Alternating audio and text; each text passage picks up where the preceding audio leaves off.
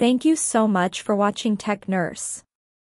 Today I am going to show you how to open a new tab in Google Chrome. That way you can leave what you are looking it up and then come back to it later. You can easily switch back and forth to each tab seamlessly.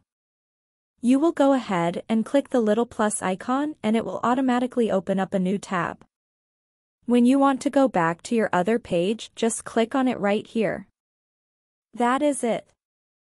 Let me know in the comments if it worked for you. Thanks for watching. I hope this helped. Like, comment, and subscribe for more.